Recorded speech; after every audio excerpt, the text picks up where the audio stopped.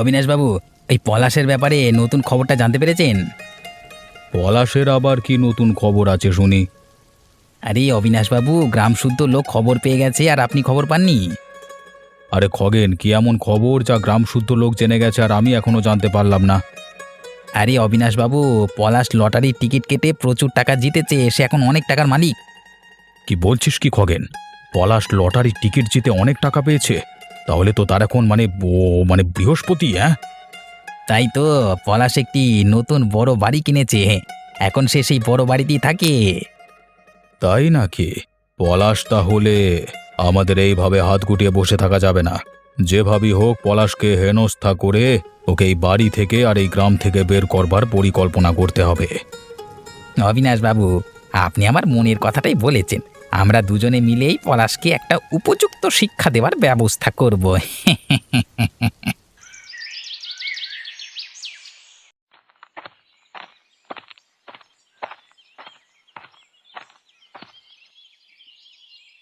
পলাশ, অপলাশ, কোথায় আছো? দেখো, আমি আর পূজা তোমার নতুন বড় বাড়ি দেখতে এসেছি। আরে মাসিমা, আসুন আসুন। পূজা, তুমি এসো এসো, ভেতরে এসো।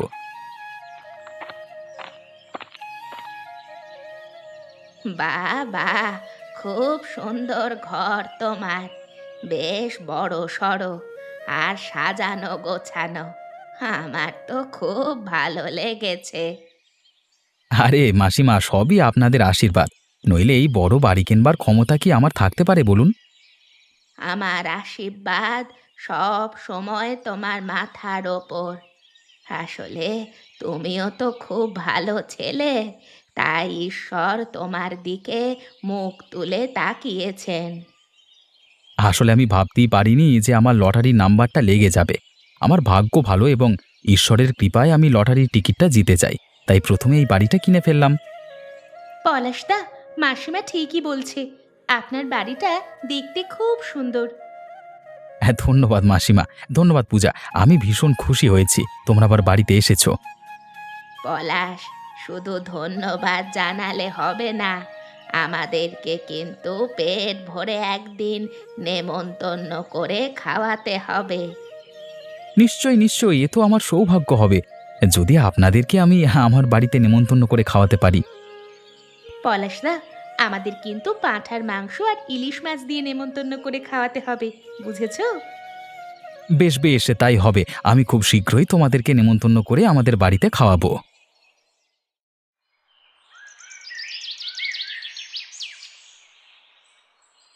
এই শুনছো, এই নাও তোমার চা আর মুড়ি। ও আচ্ছা আচ্ছা, দাও দাও দাও দাও। বলছিলাম যে আমার মনে কেমন যেন একটা ভয় কাজ করছে, জানো? লতা, কি ব্যাপার বলো তো? তোমার মনে কি এমন ভয় বাসা বেঁধেছে? বলছিলাম যে আসলে যে হারে বৃষ্টি হচ্ছে গত কয়েকদিন ধরে, আমার আশঙ্কা যদি বন্যা হয় তাহলে তো আমাদের ফসলের অনেক ক্ষয়ক্ষতি হয়ে যাবে গো। হ্যাঁ লতা, সে কথা অবশ্য আমার মনেও আছে। তুমি ঠিকই বলেছ। আরে বিশ্বাস করুক বা না করুক, বেশি বৃষ্টিপাত হলে কিন্তু এই গ্রাম বন্যায় ভেসে যাবে। ঠিক বলেছ তুমি, ঈশ্বর যেন আমাদের সকল গ্রামবাসীদের বন্যার হাত থেকে রক্ষা করেন। লতা, তোমাকে একটা কথা বলবো বলে ভুলে গেছি জানো। কি কথা বলতে চাইছো যে তুমি আমায় বলতে ভুলে গেছো? ও আমাদের পলাশের কথা। সে লটারিতে অনেক টাকা পেয়েছে। ও, তাই নাকি? এ তো বেশ ভালো কথা। শুধু তাই নয়, ও একটি বড় সুন্দর বাড়িও কিনেছে। বাহ, পলাশের এই খবরটা শুনে আমি ভীষণ খুশি হলাম। একদিন দুইজনে মিলে চলো না, পলাশের বাড়িটা থেকে ঘুরে আসি। নিশ্চয়ই নিশ্চয়ই যাব পলাশের বাড়ি তোমাকে নিয়ে। তবে তার আগে ফসলের বিষয়টা নিয়ে একটু ভাবনা চিন্তা করতে হবে। মানে এমনি মুষলধারে বৃষ্টি অব্যাহত থাকে যদি, তাহলে অনেক ক্ষয়ক্ষতি হয়ে যাবে। আজ দুশ্চিন্তা করো না, ঈশ্বর যা করেন মঙ্গলের জন্যই করেন, তাই এত ভেবে লাভ নেই। বলছি যে রাতে কি খাবে গো? ওই আর কি, একটু ডিম ভাত হলেই হয়ে যাবে আর কি। বেশ বেশ, সেটাই ভালো। এমনিও রাত্রিবেলায় বেশি তরকারি সবজি খেতে ভালো লাগে না।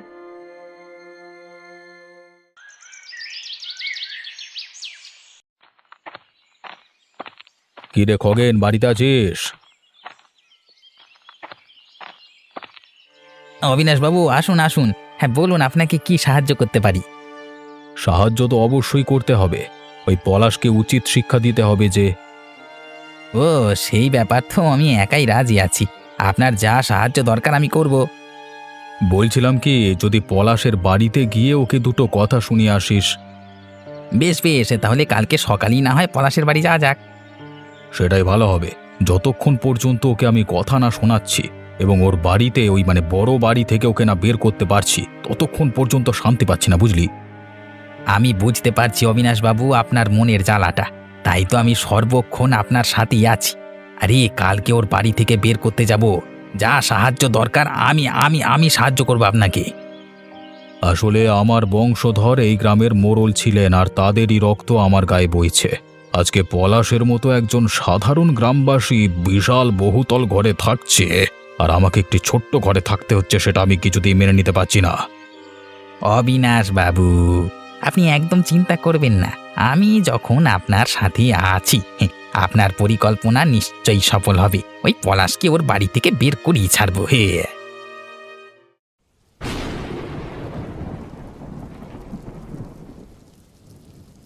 মাসি, বলছিলাম কি, আমার মনে একটা কৌতূহল যাচ্ছে। তোর মনে আবার কি কৌতূহল লাগছে শুনি? ওই যে খগেনদা আছে না, ওই লোকটাকে আমার খুব একটা সুবিধার মনে হয় না। সে তো আমি ওকে ভালো চোখে দেখি না। মাসি, আমার কি মনে হচ্ছে জানো, ওই খগেনদা না নিশ্চয়ই মনে মনে কোনো একটা খারাপ পরিকল্পনা করে আমাদের শায়েস্তা করার চেষ্টা করবে। আমারও তাই মনে হয়। আর ওর সঙ্গ দিচ্ছে ওই শয়তান অবিনাশ বাবু। গ্রামের সকল লোকের মধ্যে এরা এমনই দুজন মানুষ যারা কারো ভালো দেখতে পারে না। ঠিক বলেছ মাসি। আপু পরিকল্পনা করছে যাতে পলাশদাকে সাহায্য করা যায়। আমার মনে হয় আমাদের পলাশদাকে একবার এই কথাটা বলে রাখা উচিত। তোর কথাটা ঠিক পূজা, কিন্তু পলাশ একজন শিক্ষিত আর বুদ্ধিমান ছেলে। সে জানে কিভাবে ওই অবিনাশ আর খগেনের মতো লোকদেরকে পরিচালনা করতে হয়। মাসি, তাহলে তো আমার মনে হয় একবার পলাশদাকে সাবধান করে আসা উচিত, কারণ ওই খগেনদা আর অবিনাশবাবু পলাশদার লটারিতে যে টাকা পেয়েছে তার কথাটা খুব সহজভাবে নেবে না। কথাটা তুই ঠিকই বলেছিস পূজা। অবিনাশবাবু আর খগেন যে ধরনের হিংসুটে মানুষ, ওরা তলে তলে নিশ্চয়ই কোনো ফন্দি আঁটছে যাতে পলাশকে ফাঁদে ফেলানো যায়। তুই যখন এত করে বলছিস, তাহলে এক সময় গিয়ে তুই বল আজকে এই বিষয়ে জানিয়ে দিয়ে আসতে পারিস।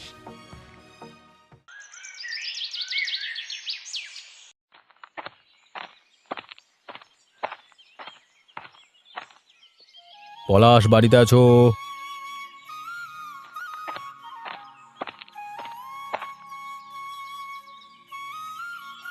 অবিনাশবাবু, এসেছেন আপনি? আরে আসুন আসুন। বলুন, সাত সকালে আমার বাড়িতে আপনাদের পদধূলি পড়বার কারণ কি? কেন কেন পলাশ, তোমার বাড়িতে আমাদের আশাতে তুমি অসন্তুষ্ট হয়েছো? অবিনাশবাবুকে কি করি বা পছন্দ করবে শুনি, কারণ আমরা তো পলাশের মতো আর ধনী মানুষ নই। না না, আপনারা কি সব বলছেন? আমি কেন অসন্তুষ্ট হব? আমি সত্যি ভীষণ খুশি হয়েছি আপনারা আমার বাড়িতে এসেছেন। আরে বাড়িখানা তো বেশ ভালোই কিনেছো, অনেক টাকা লেগেছে মনে হচ্ছে। হ্যাঁ অবিনাশবাবু, এই বাড়িটা কিনতে আমার অনেক টাকা লেগেছে। লটারি জিতে দেখছি তোমার কপাল খুলে গেছে। হ্যাঁ, কপাল খুলেছে কি বলছেন? ওর তো এখন বৃহস্পতি তুঙ্গে। এমন কথা বলবেন না খগেনদা।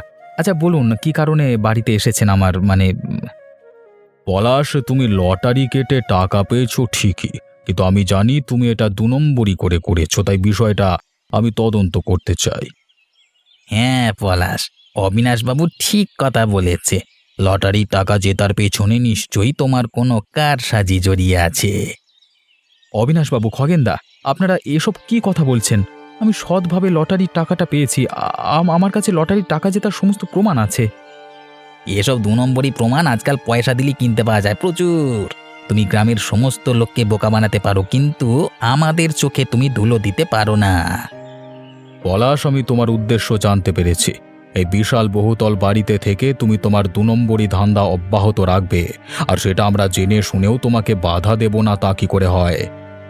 আমি বারবার বলছি আপনাদের কোথাও না কোথাও ভুল হচ্ছে। আমার যা মনে হচ্ছে আপনারা হিংসাতে জ্বলছেন। আমার এই লটারির টাকা পাওয়ার ব্যাপারটা শুনে তাই আমার পেছনে কাঠি করতে এসেছেন। কে কে বললে তুমি পলাশ? তোমার এত বড় স্পর্ধা! আমাদের এ কথা বলবার সাহস কি করে পেলে? তুমি জানো আমার পূর্বপুরুষেরা এই গ্রামের মোড়ল ছিলেন, তাই তাদের রক্ত আমার গায়ে বইছে। পলাশ, অবিনাশবাবু ঠিক কথাই বলেছে। উনি গ্রামের মোড়ল না হলেও ওনার গায়ে মোড়লের বংশধর, তাই ওনার সাথে কথা বলবার আগে 10 বার ভেবে কথা বলবে। আমি এই গ্রামের একজন শুভাকাঙ্ক্ষী, সুতরাং আমারও কিছু কর্তব্য থাকে, যাতে কেউ এই গ্রামে কোনো 2 নম্বরই কর্মকাণ্ড করে গ্রামের মান হেও না করে, বুঝলে? অবিনাশবাবু, আপনার সমস্ত কথা শোনবার পর আমি বুঝতে পেরে গেছি আপনার উদ্দেশ্যটা কি। তাই বেশি কথা না বাড়িয়ে এখানে শেষ করাটা শ্রেয় মনে করি। কেন? শেষ হবে তো, আমি জানি তো হবে। আমি তো শেষ করতে আসিনি এমনি এমনি। এখন চলে যাচ্ছি, ঠিক আছে, কিন্তু একদিন ঠিক আবার তোমার এই বাড়িতে এসে তোমার এই 2 নম্বরই কর্মকাণ্ডের কথা গ্রামের সকল মানুষকে বলবো, এবং এই গ্রাম থেকে তোমাকে আমি তাড়াবো, ঠিক আছে?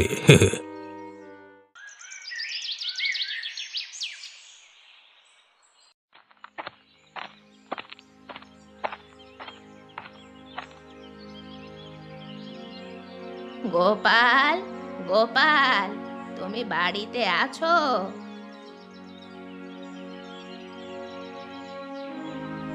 আরে মাসিমা, পূজা, এসো এসো, আমি বাড়িতে আছি। ভালোই হলো, আমরা দুজনে এসেছি আজকে একটা বিষয় নিয়ে কথা বলার জন্য। হ্যাঁ মাসিমা, বলুন না, কি বিষয় নিয়ে আপনি আলোচনা করতে এসেছেন আমার সাথে? আজ কটা দিন ধরে যেভাবে মুষলধারে বৃষ্টি হচ্ছে, এতে বন্যা হবার সম্ভাবনা, তাই এই বিষয় নিয়েই তোমার সঙ্গে কথা বলতে এসেছি।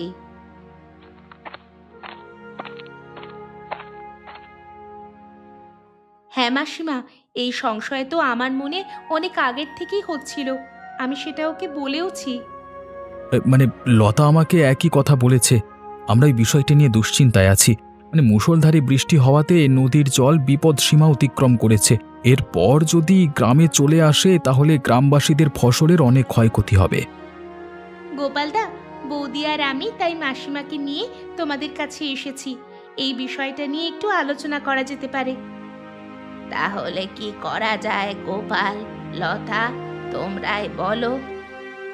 বলছিলাম কি মাসিমা, আমরা না হয় একটা কাজ করি, আমরা ওই পলাশের বাড়িতে গিয়ে ওর সাথে দেখা করি।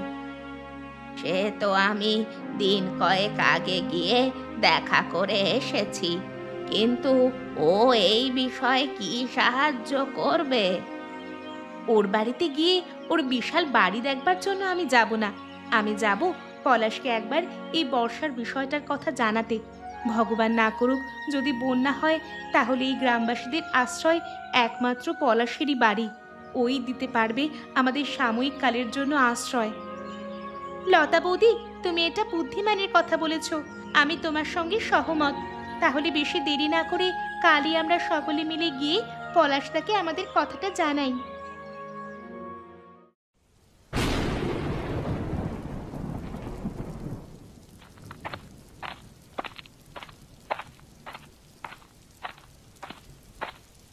অবিনাশবাবু বাড়িতে আছেন?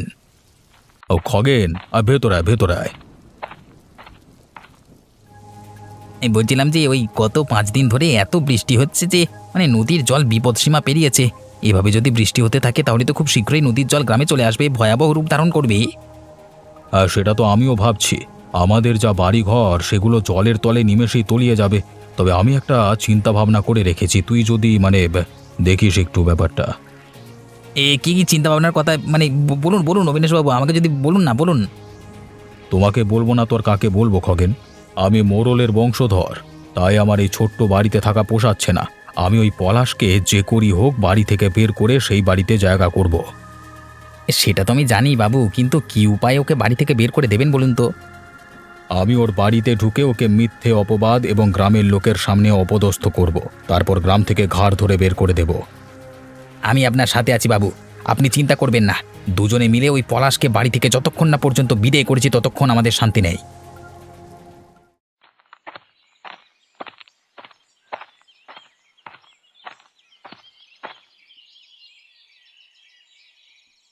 আরে ও পলাশ, কোথায় যাচ্ছ? আরে গোপাল দাদা, আমি এই তো বাজার থেকে আসছি। ভালোই হলো তোমার সাথে দেখা হয়ে। মানে কিছু বলবার ছিল তোমাকে আমার। ও তাই নাকি? আসলে লতাও আমাকে বলছিল তোমার বাড়িতে গিয়ে তোমার সাথে দেখা করবার ইচ্ছে প্রকাশ করেছিল আর কি। মানে পূজা এবং মাসিমাও আমাদের সাথে তোমার বাড়িতে আসতে চাইছিল। আসলে এত বৃষ্টি হচ্ছে জানো তো, এই নিয়ে তোমার সাথে একটু কথাবার্তা বলবার জন্য মানে বাহ, বেশ, তাহলে তো লতা বৌদিকে নিয়ে আজকে সন্ধেবেলা এসো না আমার বাড়িতে। মাসিমা এবং পূজাকে নিয়ে আসুক আমার বাড়িতে, সবাই মিলে বসে আলোচনা করা যাবে। তবে এ বিষয়ে আমি তোমার সাথে একটা অন্য বিষয়ে কথা বলতে চাইছি। বল পলাশ, কি কথা বলতে চাইছিস? আসলে ওই অবিনাশবাবু আর খগেনদা আমার বাড়িতে এসেছিল কিছুদিন আগে। অবিনাশবাবু আর খগেন এসেছিল তোমার কাছে, তোমার বাড়িতে? তা কি কথা বলে গেল? অবিনাশবাবু আর খগেনদা অভিযোগ করছে যে আমি নাকি লটারির টাকা 2 নম্বরই করে জিতেছি, আর আমি এত বড় বাড়ি কি করে কিনলাম সেই নিয়ে আশঙ্কা প্রকাশ করে। ও এই কথা। আসলে অবিনাশবাবু আর খগেন তোমার এই লটারির টাকা পাওয়াটাকে ভালো চোখে দেখছেন না। ওদের হিংসে হচ্ছে বলে তাই তোমাকে এসব কথা শুনিয়ে গেছে। তখন আমাকে হুমকি দিয়ে গেছে ওরা দুজন যে আমাকে নাকি খুব শীঘ্রই মানে গ্রাম থেকে বের করে দেবে। আরে অবিনাশবাবু খগেনের কথা ভেবে কোনো কাজ নেই। তুমি তুমি তোমার মতো থাকো, আমরা আছি তো তোমার পাশে, ভয় পাচ্ছ কেন?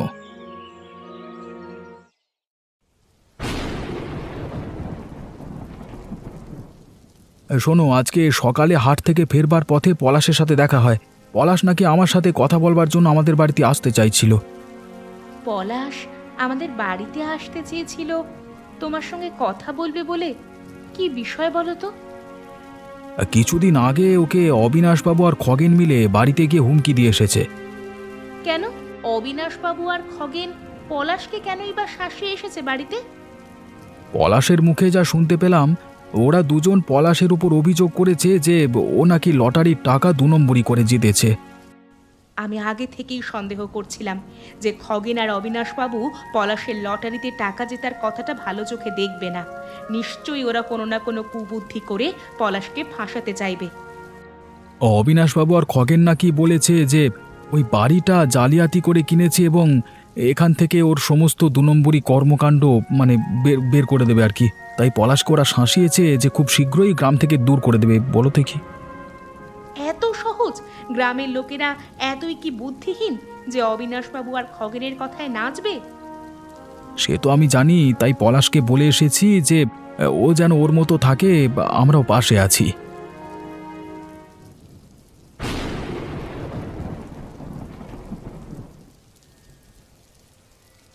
মাসি, বন্যার জল যে চারিদিকে জমে থই থই করছে, আর কিছুক্ষণের মধ্যেই আমাদের বাড়ি ঘর সব ডুবে যাবে। লতার কথা মতো একটা কাজ করি, আমরা সকলে মিলে পলাশের বাড়িতে গিয়ে পলাশকে এই বন্যার সমস্যার কথা বলি। আর বেশি দেরি করাটা ঠিক হবে না। আমাদের খুব শিগগিরই পলাশদার বাড়িতে গিয়ে তার সাথে এই বন্যার বিষয়গুলো নিয়ে আলোচনা করতে হবে। চল, এখনই চল, আগে লতার বাড়িতে যাই, সেখান থেকে লতা আর গোপালকে নিয়ে আমরা পলাশের বাড়িতে যাব। বেশ বেশ, তাই চলো। হ্যাঁ, এখন চলো।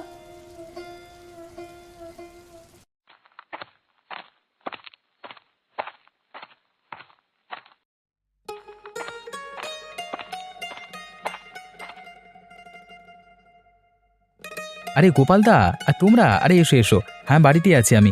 এই বৃষ্টি বাদলার মধ্যে এতটা জল পেরিয়ে হঠাৎ তোমরা একসাথে মানে এখন যে আসবে বুঝতে পারিনি। পলাশ, আমাদের একটাই অনুরোধ। হ্যাঁ বৌদি বলো, তুমি কি অনুরোধ করতে চাইছিলে আমাকে? আমাদের ঘর বাড়ি ফসল সব জলের তলে ঢুকতে চলেছে। তাই কিছুকালের জন্য যদি তুমি আমাদেরকে তোমার ওই বড় বাড়িতে আশ্রয় দাও, তাহলে আমরা তোমার কাছে চিরকৃতজ্ঞ থাকব। পলাশ, আসলে মুষলধারে এত বৃষ্টিতে নদীর জল বিপদসীমা অতিক্রম করে আমাদের গ্রামের ভেতরে চলে এসেছে, যার ফলে আমাদের সকলের ঘরবাড়ি প্রায় ডুবে যাওয়ার অবস্থা। তাই বিষয়টা নিয়ে তোমার সাথে আলোচনা।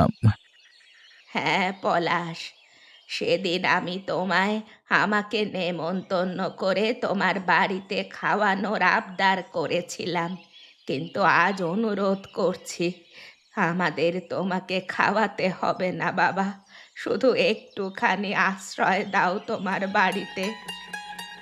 হ্যাঁ হ্যাঁ, আমি ভাববো না তো তোমাদের কথা কে ভাববে? শোনো, যতদিন না বন্যার জল কমছে ততদিন তোমরা আমার বাড়িতেই থাকবে। আর আমি ভাবছি যদি সম্ভব হয় তাহলে সমস্ত গ্রামবাসীকে এই বিপদের দিনে আমাদের বাড়িতেই রাখবো। ধন্যবাদ পলাশ, আমি তোমার থেকে আশা করেছিলাম এটাই। আমি কাল থেকে যতটা গ্রামবাসীদের সম্ভব তোমার বাড়িতে আশ্রয় দেবার ব্যবস্থা করব। হ্যাঁ গোপালদা, ধন্যবাদ জানিয়ে আমাকে ছোট করবে না। এই মহৎ কাজ করতে পারলে আমি খুবই খুশি হব।